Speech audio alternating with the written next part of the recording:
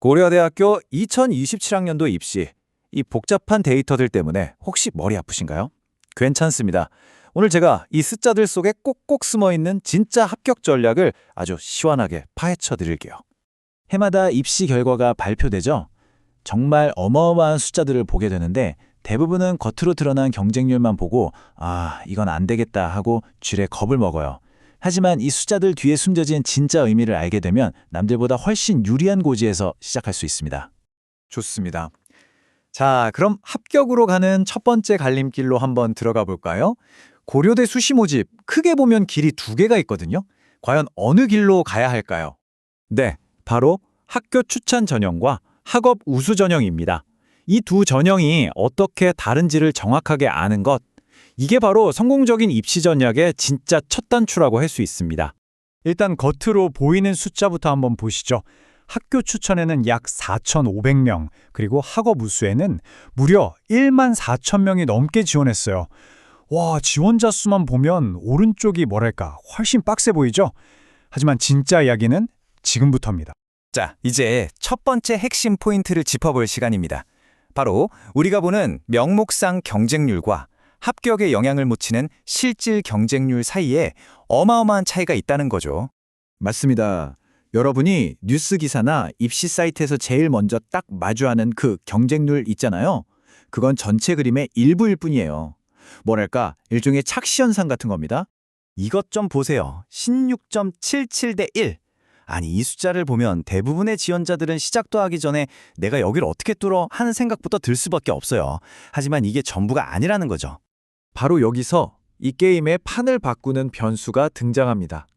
바로 수능 최저 학력 기준이죠. 이건 일종의 1차 관문, 컷오프 같은 거예요.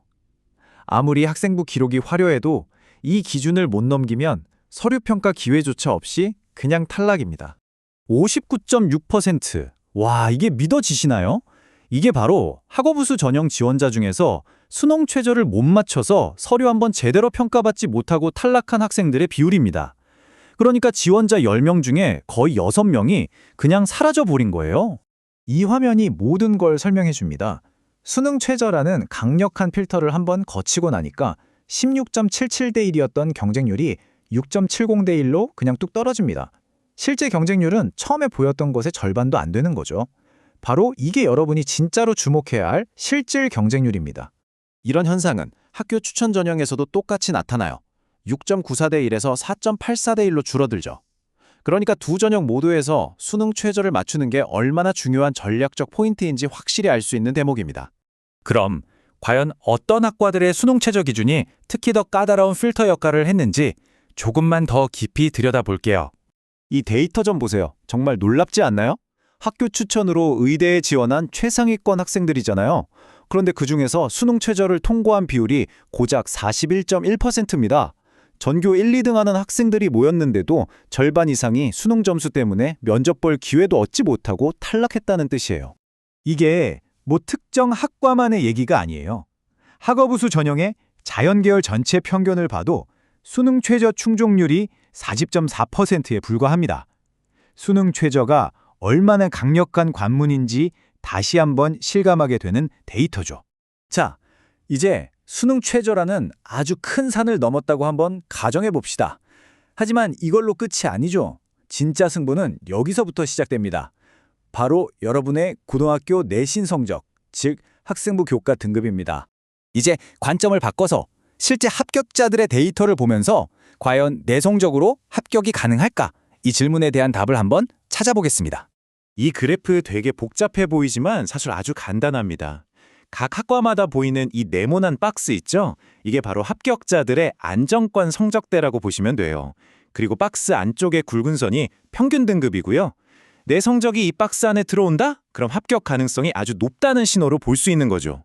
구체적인 예를 한번 들어볼까요? 학교 추천 전형 의대는 평균 1.01, 경영대는 1.32 등급이 필요했어요. 그런데 학업우수 전형 경영대는 1.97, 심리학부는 1.72 등급입니다. 보세요. 같은 경영대학인데도 전형에 따라서 합격선이 이렇게나 차이가 나죠. 바로 이 지점에서부터 여러분의 전략적인 고민이 시작되어야 합니다. 자, 이제 많은 수험생들이 생각보다 중요하게 여기지 않는 마지막 전략적 요소, 바로 예비번호의 마법에 대해서 이야기해 보겠습니다. 충원율이라는 말을 먼저 확실히 이해해야 하는데요. 이건 최초 합격자 중에서 다른 대학으로 빠져나간 학생 수만큼 예비번호에서 추가로 합격한 비율을 말해요. 예를 들어 충원율이 200%다. 그럼 원래 10명 뽑는 과에서 예비 20번까지 합격했다는 뜻이 되는 거죠. 이 숫자 한번 보세요. 학교 추천 이과대학 충원율 무려 222.2%. 원래 뽑으려던 인원의 2배가 넘는 학생들이 예비번호를 받고 추가로 합격했다는 뜻입니다. 이건 예비번호가 그냥 희망 고문이 아니라 아주 강력한 합격 전략이 될 수 있다는 확실한 증거예요. 자, 그럼 오늘 분석의 핵심 전략을 딱 정리해 드릴게요. 첫째, 겉으로 보이는 경쟁률이 아니라 수능 최저를 통과한 실질 경쟁률을 봐야 한다는 것. 둘째, 그 첫 관문인 수능 최저를 넘는 게 무엇보다 중요하다는 것. 셋째, 내 내신 성적이 지원하려는 학과의 합격 안정권에 들어가는지 반드시 확인해야 한다는 점. 그리고 마지막으로 충원율이 높은 학과라면 예비번호는 단순한 희망이 아니라 아주 영리한 전략이 될 수 있다는 것. 이 네 가지 꼭 기억하세요. 이제 여러분은 더 이상 단순한 지원자가 아닙니다. 데이터를 기반으로 생각하는 전략가가 될 준비를 마치셨습니다. 오늘 함께 분석한 이 내용들을 바탕으로 나 자신에게 가장 유리한 길은 과연 어느 쪽일지 한번 깊이 고민해 보시기 바랍니다.